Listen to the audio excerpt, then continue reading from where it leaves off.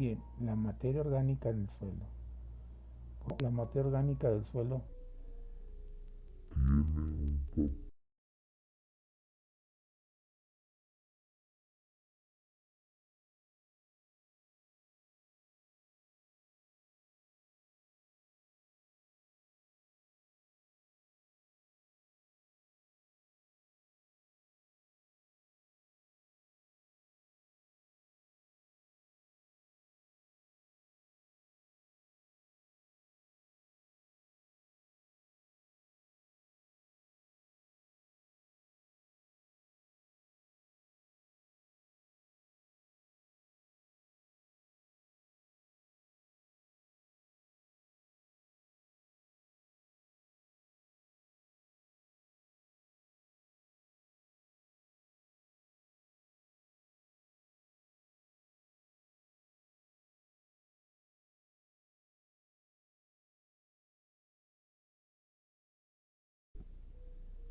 la primera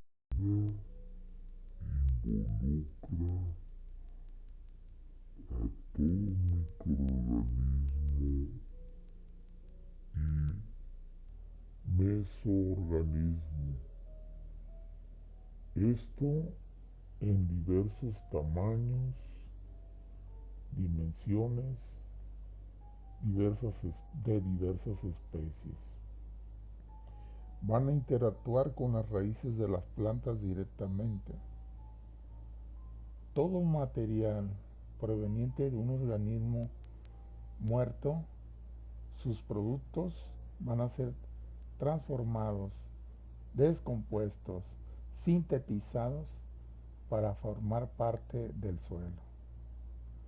Otra definición de la materia orgánica es que excluye, por definición, la definición anterior, la biomasa del suelo. La biomasa del suelo proveniente de organismos vivos y raíces. No olvidemos que la materia orgánica en un principio estuvo viva y que aún hay material en la superficie del suelo fresco. Eso también incluye medirse, cuantificarse de importancia ecológica. La materia orgánica del suelo en sí va a estar dado por organismos vivos o raíces, así como también el tejido muerto que va a ser utilizado tanto por herbívoros, heterótrofos especialmente, o omnívoros que se alimentan tanto de tejido de origen vegetal como de tejido animal. Y posteriormente ambos, tanto organismos que en un momento estuvieron vivos y que posteriormente pasó a formar parte de el MOS, la materia orgánica, van a formar parte del humus. El humus aún así necesita mineralizarse y seguir su proceso de mineralización. Va a pasar a sustancias húmicas o no húmicas. El origen entonces de la materia orgánica se clasifica como primario, como todo aquel organismo o residuo vegetal, y a su vez el secundario proveniente de organismos animales.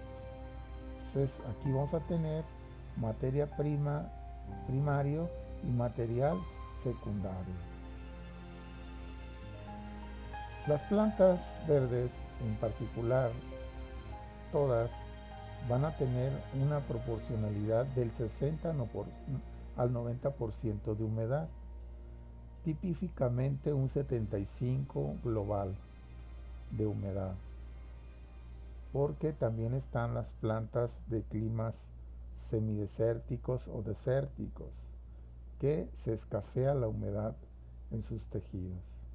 Entonces en promedio es un 75%. Quitando toda esta humedad del 90 al 95%, 100% en los vegetales, nos quedarían 3 elementos importantes: el carbono, el oxígeno e hidrógeno. Los dos primeros, el carbono y el oxígeno, lo comprenden alrededor del 84%, es decir, ambos en un promedio de 42%, siendo estos los de mayor proporcionalidad y los que se encuentran en compuestos o formando otros compuestos en los tejidos tanto vegetales y animales, como son carbohidratos, proteínas y grasas, lípidos, taninos u otros compuestos. Los elementos que componen a los organismos tanto vegetales y animales, los primeros que van a degradarse con mayor velocidad son los azúcares, los almidones y proteínas simples. Entrarían en el primer nivel. En segundo nivel entrarían las proteínas mucho más complejas con difícil degradación en los primeros días. En un tercer nivel estarían la hemicelulosa, que es una celulosa menos compleja, pero que también lo poseen algunos organismos, sobre todo las plantas no vasculares, que no tienen haces, como las algas, algunos líquenes, musgos, ¿sí?, con sus 3 respectivas clases hepáticas, el género Bryopsida de los briófitos, de los musgos representativos o de los anthoceros. Esas son plantas no vasculares, ya son plantas. Los líquenes entrarían en el reino líquen, o que actualmente todavía se clasifican como hongos. Las algas son del reino protista y son procariontes, sobre todo los organismos inferiores, las algas inferiores, y eucariontas, sobre todo las algas microscópicas, como semejante a las bacterias, entrarían ahí, del reino monera, las algas verde azules. Y ya las plantas superiores son las que componen o tienen celulosa compleja, ¿sí? O sea, las plantas vasculares van a tener en sus tejidos celulosa. Y ya en un quinto nivel, elementos mucho más complejos, como las grasas, las ceras, con difícil degradación. Y en el último nivel están las lininas y compuestos fenólicos, ¿verdad?, que son de moléculas mucho más complejas, que difícilmente no se degradan en los primeros días al caerse la materia orgánica. La materia orgánica en medios aeróbicos se producen 3 reacciones fundamentales. El primero de ellos, los compuestos carbonados van a ser oxidados por enzimas, van a producir o liberar dióxido de carbono, agua y energía de la biomasa que en algún momento dado formaron parte de la materia orgánica. ¿Por quién va a ser degradado? Por los descomponedores o los trituradores. Posteriormente, en un segundo nivel, están los nutrientes esenciales que van a proporcionar la materia orgánica al suelo. En este caso, el nitrógeno, fósforo y potasio. Estos 3 elementos estaban en los tejidos, fueron liberados al descomponerse la materia orgánica. Son liberados, son inmovilizados por una serie de reacciones específicas que se van a dar en el suelo y que son exclusivas para cada elemento. Se forman compuestos muy resistentes en la acción microbiana. Se modifican los compuestos presentes en el tejido original, es decir, en la hojarasca, o por síntesis microbiana, la participación efectiva de muchas de las bacterias. Todo esto ocurre a nivel superficial, en el horizonte A, ¿sí?, solo en presencia de oxígeno. A mayor profundidad carece el oxígeno, entonces no se dan estas reacciones. Es importante señalar que la materia orgánica hay 4 elementos importantes. La fracción mineral, de nueva cuenta lo estamos repitiendo, la fracción orgánica, que es lo que compete este tema, agua y aire, que son estos 4 elementos importantes que participan también en conjunto con la materia orgánica para dar ciertas propiedades al suelo. En sí, la materia orgánica va a jugar un papel importantísimo en la translocación, en el movimiento de la materia orgánica desde la parte superficial, el horizonte HO, horizonte orgánico, y los horizontes minerales del A al B, C o R hasta la roca madre. Entonces va a jugar un papel muy importante en el movimiento de todos los elementos y específicamente en el carbono, nitrógeno, fósforo, potasio y todos los micronutrientes que la materia orgánica incorpora al suelo. En su primer proceso de transformación, el MOS, la materia orgánica, a humus, primeramente se da lo que es la acumulación. Se va acumulando la materia orgánica en capas, ¿sí? El viento va a jugar un papel importantísimo en el movimiento también de las masas de hojarasca, en las capas de este horizonte orgánico. Va a haber diferencias de un sistema ecológico a otro, de una selva baja, de un desierto, de un bosque. Va a haber diferencias en el tamaño, ¿sí? Pero en sí, de manera homogénea y en la parte superficial se va a dar siempre el proceso de transformación del MOS. Es decir, primero la acumulación, posteriormente viene siendo la descomposición de esta, a ser transformada a residuos, tanto de residuo animal como de plantas, y van a ser resintetizadas parcialmente. Va a haber una parcialidad de síntesis de la materia orgánica. No está del todo descompuesta en este primer proceso. Van a participar con mayor biomasa la hojarasca, las raíces secas, se van a descomponer rápidamente y sus residuos van a formar parte del humus en su proceso de transformación. Aquí es lo que estamos viendo.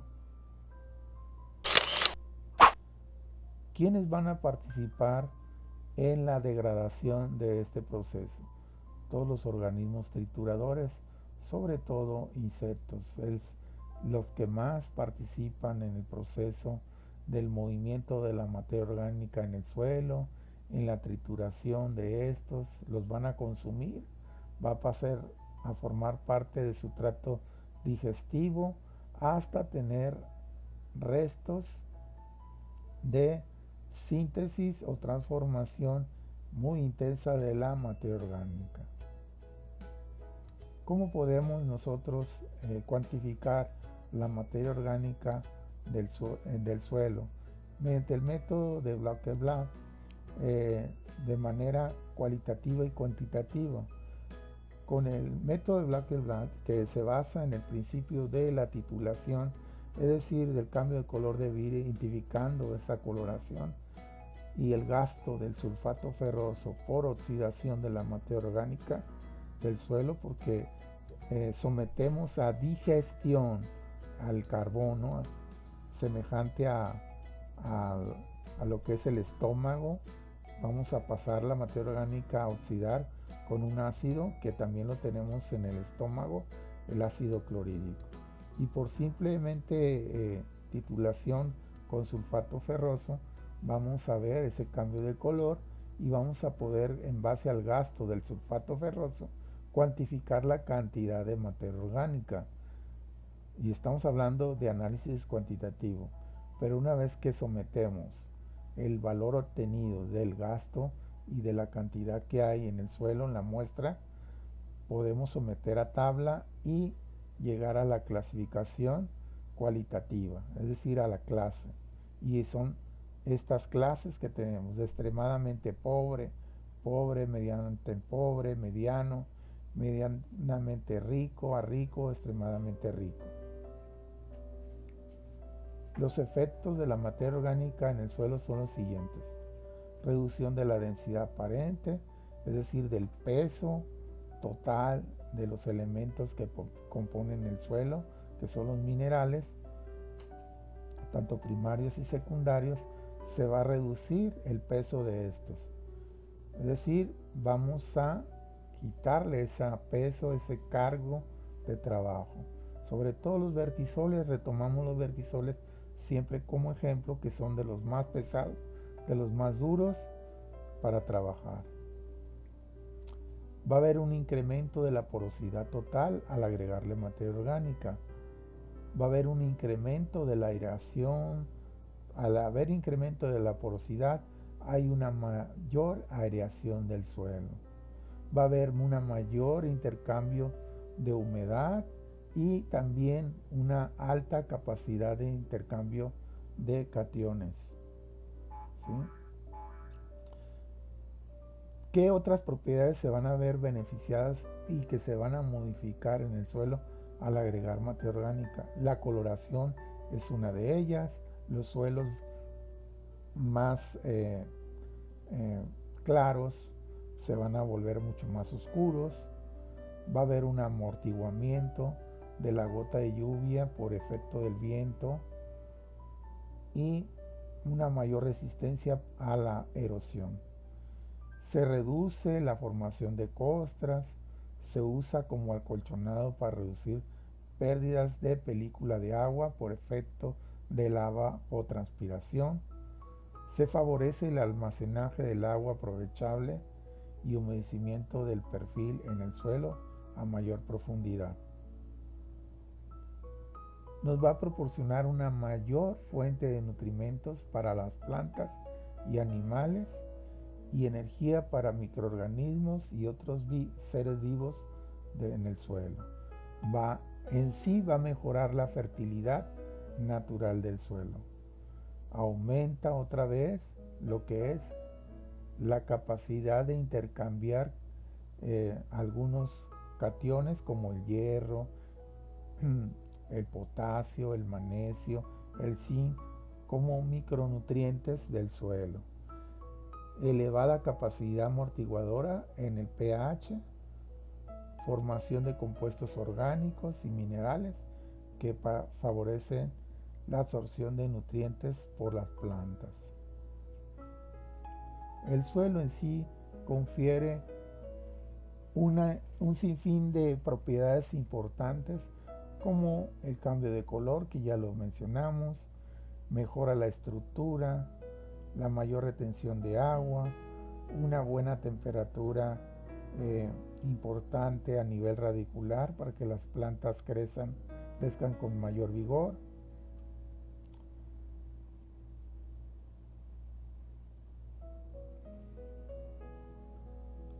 Vamos.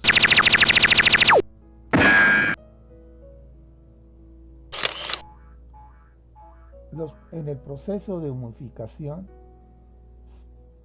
al caer la hojarasca, va a haber disponibilidad por los organismos trituradores hasta liberarnos compuestos aromáticos, alifáticos, y posteriormente vamos a estar disponible lo que son la lignina o taninos, que nos van a liberar precursores húmicos, los ácidos polifenélicos, o la celulosa o proteínas en la transformación de azúcares o aminoácidos. Una vez que tenemos los ácidos polifenélicos, van a poder ser fijados por bacterias, es decir, fijar el el nitrógeno atmosférico para transformarnos en núcleos aromáticos que son oxidados por enzimas, o la misma biomasa bacteriana a cadenas alifáticas.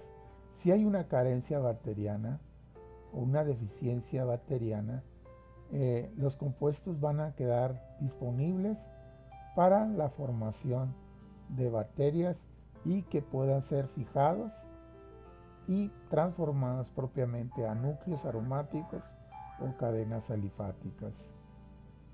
El humus en sí se caracteriza por tener ciertas propiedades físicas, químicas y biológicas. Es insoluble en agua, su contenido de nitrógeno varía del 3 al 6%, guarda una relación de 10 de carbono contra 4 de nitrógeno, tiene una mayor capacidad de intercambio catiónico, el cual varía de 150 a 300 miliequivalentes en 100 gramos de suelo. Es decir, que el humus proporciona una mayor cantidad de nitrógeno y una mayor capacidad de intercambio catiónico. Señalando algo cuando llevamos el humus a un proceso de transformación de humus a humus que pasa por el órgano digestivo de lo que es la lombriz de tierra, es decir, a la lombricomposta, esta todavía tiene una mayor capacidad de intercambio catiónico y una mayor concentración de carbono y nitrógeno. Es decir, supera el 10,4. Es mucho mejor el humus de lombricomposta que propiamente de la composta. Pero algunos autores señalan que también podemos encontrarnos con algunos patógenos, es decir, bacterias. Es mucho más sano el humus porque es propiamente de la hojarasca. El otro pasó por residuos propiamente frescos del tubo digestivo de lo que es la lombriz.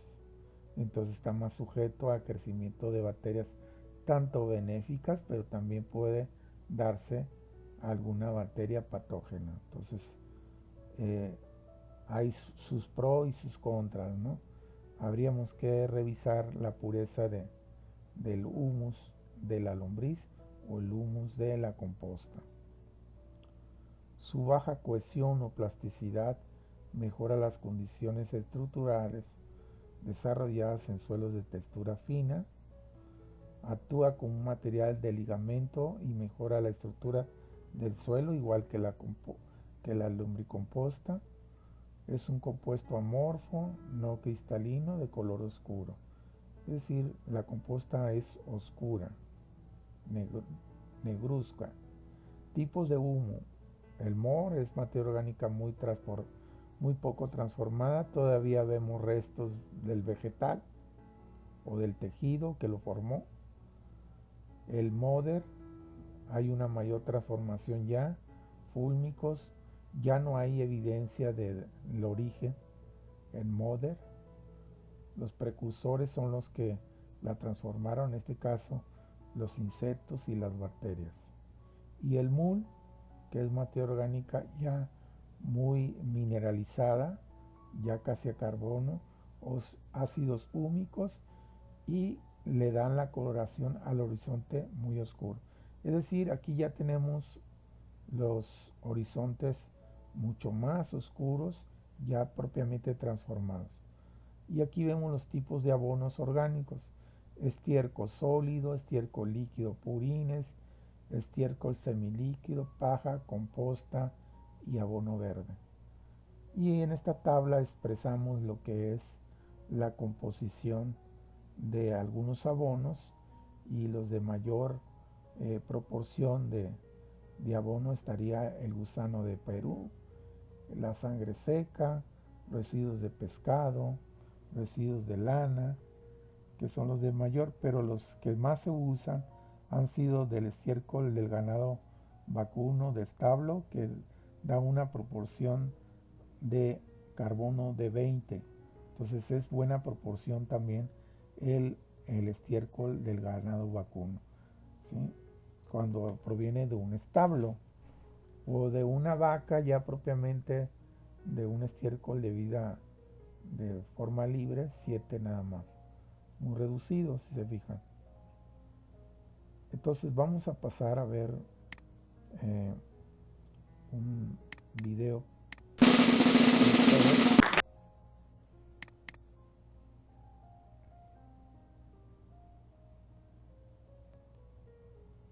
Osos y mariposas, petunias y perros de la pradera. La diversidad de seres vivos resulta realmente asombrosa. Sin embargo, por muy diferentes que puedan resultar, comparten una característica común. Todos necesitan ciertos compuestos químicos para sobrevivir.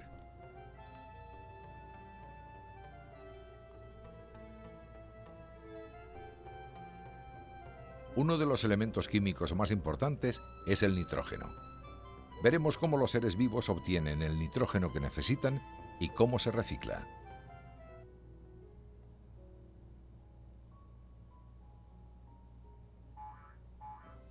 Todos los organismos, las aves de los bosques, los hongos en un tronco podrido, los caimanes o cualquier otro ser vivo, necesitan nitrógeno.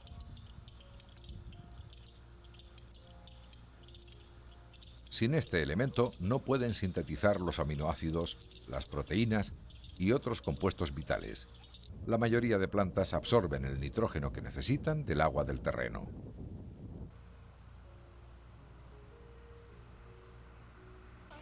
Los animales, por su parte, toman el nitrógeno que requieren de las plantas de que se alimentan, o los carnívoros de los animales que se alimentan de plantas.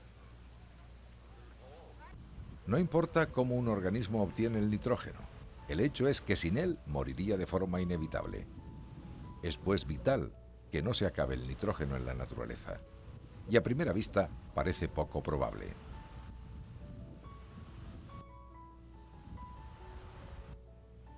Tres cuartas partes del aire que nos rodea está formado por nitrógeno, por lo que con una atmósfera tan rica en este elemento, uno pensaría que la escasez de nitrógeno pudiese representar un problema. Pero no es ese el caso, ya que el nitrógeno del aire no puede aprovecharse directamente. La mayoría de las plantas no pueden aprovechar el nitrógeno en forma gaseosa, tal y como se encuentra en la atmósfera. Necesitan nitrógeno fijado, combinado con otros elementos, formando compuestos. Afortunadamente, la naturaleza tiene distintas vías para obtenerlo.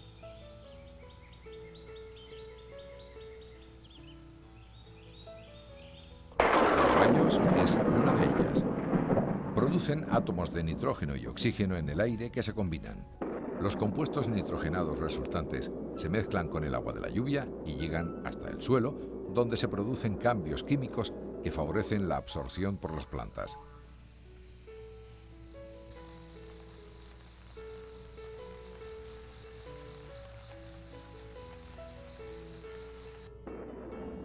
Esta fijación, inducida por los rayos, proporciona grandes cantidades de nitrógeno para las plantas. Pero, como bien saben los agricultores, una cantidad aún mayor se fija en el suelo rotando cultivos, como el maíz, que consume nitrógeno del suelo, con legumbres como la soja, los guisantes, la alfalfa, que lo aportan. Las legumbres actúan como factorías fertilizantes naturales, devolviendo al suelo grandes cantidades de nitrógeno.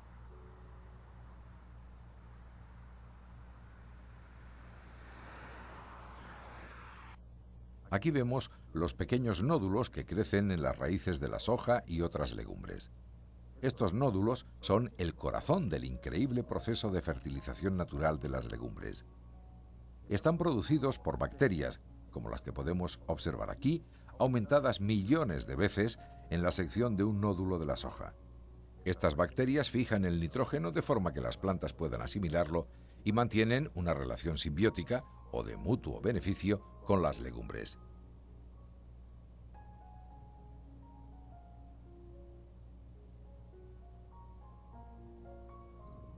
La planta huésped proporciona a las bacterias carbohidratos que le sirven de alimento.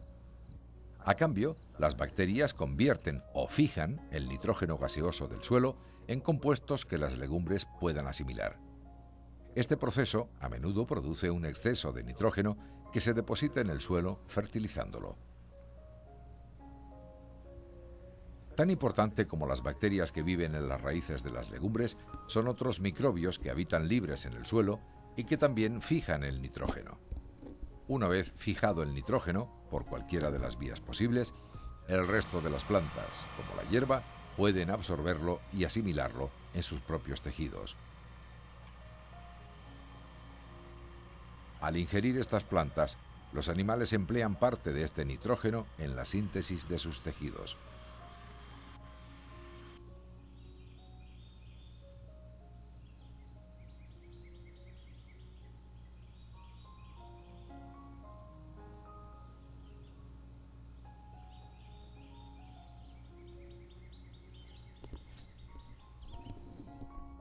Hemos visto cómo los rayos y las bacterias fijan los átomos de nitrógeno en compuestos asimilables por las plantas para formar parte de sus tejidos y los de los animales que las comen.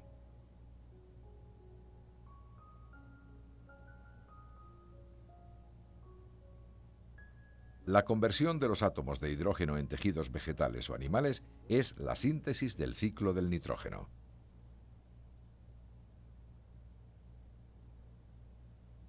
El ciclo del nitrógeno presenta, además, una fase de degradación que tiene lugar cuando los organismos muertos, el estiércol y otros productos de desecho se descomponen, liberando de sus tejidos en descomposición compuestos nitrogenados que serán aprovechados por la nueva generación de seres vivos.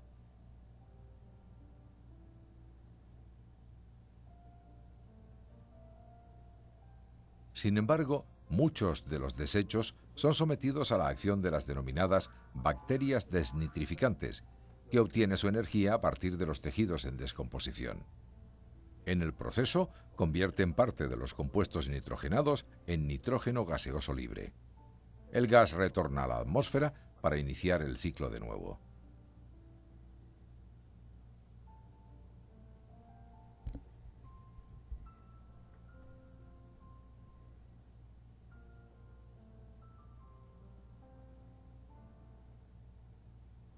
Anteriormente vimos cómo los agricultores aprovechaban el ciclo natural del nitrógeno para fertilizar sus tierras mediante la plantación de legumbres, pero también participan en el ciclo del nitrógeno al utilizar fertilizantes artificiales. Muchos cultivos de alto rendimiento necesitan de ese nitrógeno extra. Desgraciadamente, sin embargo, su uso no está exento de problemas. En muchas zonas, las reservas de agua se han visto seriamente contaminadas con nitrógeno, llegando la concentración a ser tal que el agua es apenas potable. Los expertos piensan que los fertilizantes nitrogenados son la principal causa de esta contaminación al filtrarse en el suelo y llegar a los acuíferos del agua potable.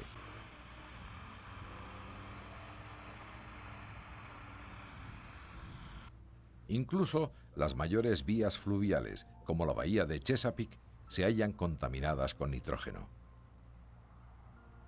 En el caso de la bahía, gran parte del problema se debe a los vertidos de fertilizantes y de millones de toneladas de estiércol que desde las numerosas granjas de la zona son arrastrados a los arroyos y ríos que los transportan hasta la bahía.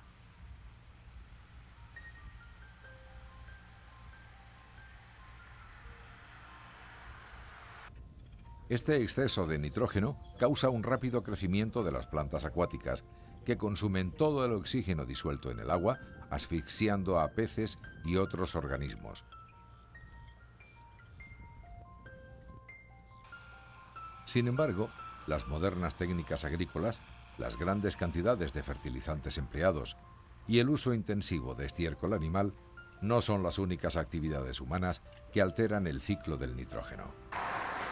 Los gases procedentes de la combustión de carburantes fósiles y las emisiones de centrales térmicas también liberan grandes cantidades de nitrógeno al medio.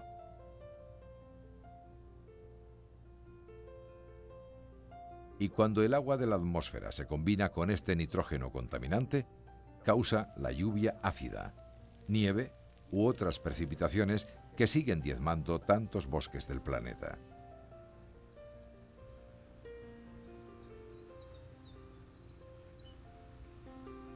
El hecho es que se están acidificando nuestros cursos fluviales de tal manera que numerosas especies acuáticas, muchas de gran interés comercial, están siendo seriamente dañadas.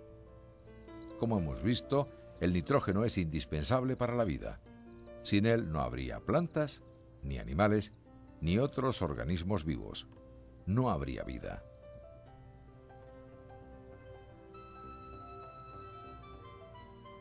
Afortunadamente, el reciclado natural, que llamamos ciclo del nitrógeno, asegura que nosotros y el resto de seres vivos podamos disponer de todo el que necesitemos.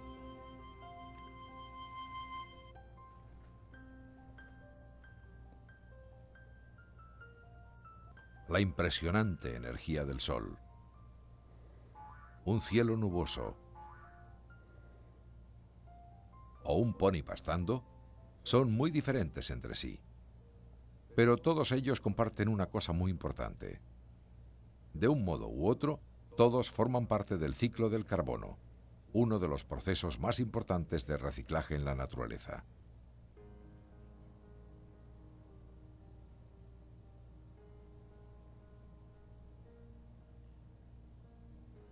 En todas las formas de vida, ya sean animales, plantas, hongos o de cualquier otra clase, su existencia depende de ciertos elementos químicos. Sin ellos no habría vida, ni seres vivos de ningún tipo.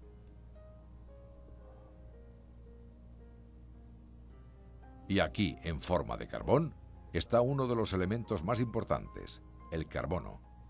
El carbono es indispensable para la vida. Todos los seres vivos, desde las flores a los pájaros, necesitan carbono para sintetizar los carbohidratos, los lípidos y las proteínas, que son el motor de la vida.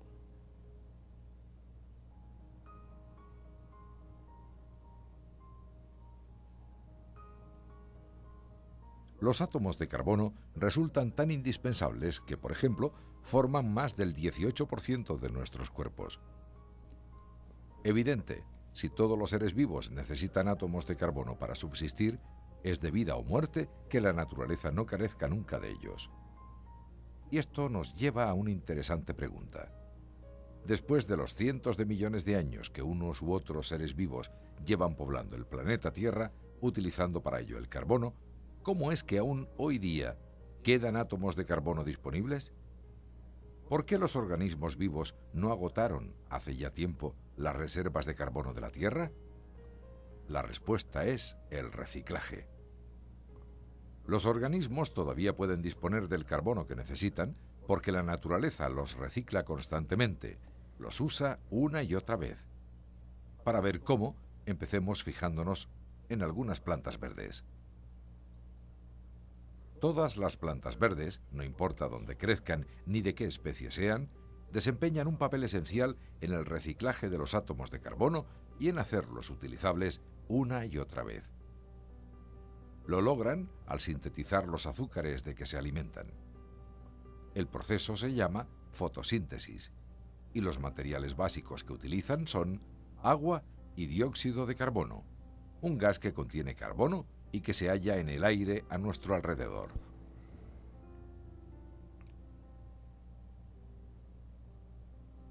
Usando la energía de la luz solar, las plantas verdes, a menudo denominadas productores, combinan durante la fotosíntesis átomos de carbono, oxígeno e hidrógeno para fabricar los azúcares que necesitan. Es entonces cuando la planta puede escindir estos azúcares para liberar energía o convertirlas en celulosa, almidón u otro compuesto químico rico en carbono. Pero independientemente del destino de los azúcares, la fotosíntesis, durante la cual todas las plantas verdes toman átomos de carbono de la atmósfera, constituye la mitad del ciclo del carbono.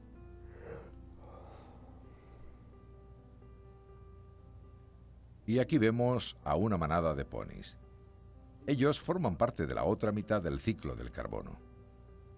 Al igual que muchos otros animales, Los ponis se alimentan de hierba y plantas verdes. Cuando los ponis u otros animales llamados consumidores comen plantas verdes, los átomos de carbono que forman parte de ellas pasan al sistema digestivo de los ponis. Una vez allí, algunos de los tejidos vegetales ricos en carbono se escindirán, liberando energía. Otros átomos de carbono se emplearán en la síntesis de nuevos compuestos que formarán parte del cuerpo de los ponis y de su leche. Al mismo tiempo, los ponis exhalan dióxido de carbono a la atmósfera, cerrando el ciclo del carbono.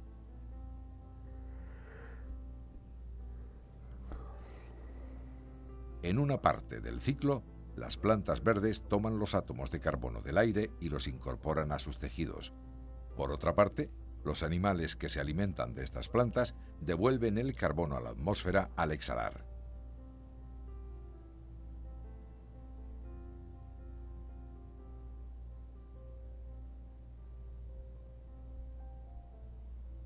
Hasta el momento, hemos visto cómo funciona el ciclo del carbono en las plantas y los animales. También es importante comprender que los organismos muertos, como este tronco en descomposición y las hojas caídas, o este pez muerto, también juegan un importante papel en el ciclo del carbono.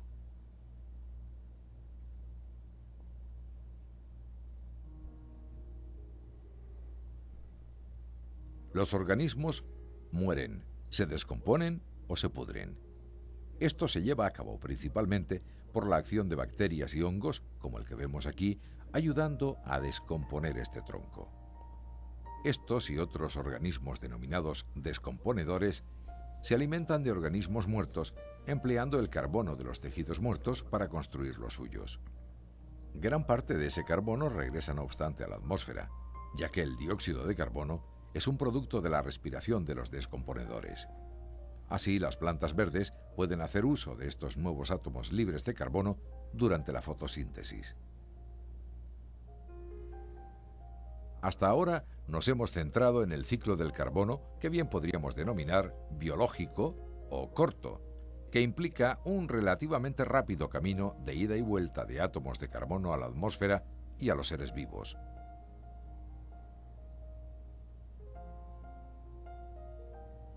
La naturaleza, sin embargo, no siempre es tan rápida. Algunos átomos de carbono no se reciclan tan de inmediato. Aquí, por ejemplo, a lo largo de las orillas de este río de Virginia, hallamos un ejemplo perfecto del lento reciclaje de átomos de carbono atrapados fuera de circulación durante millones de años.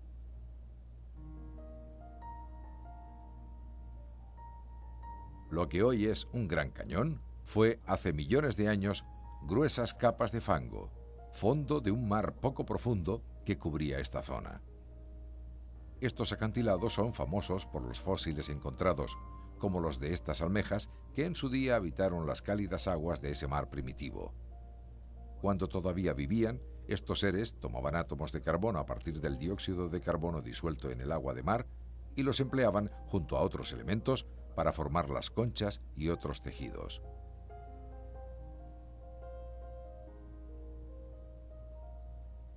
Los fósiles, así como los depósitos de roca caliza y de otras rocas ricas en carbono, contienen gran cantidad de átomos de carbono atrapados durante millones de años fuera del reciclaje.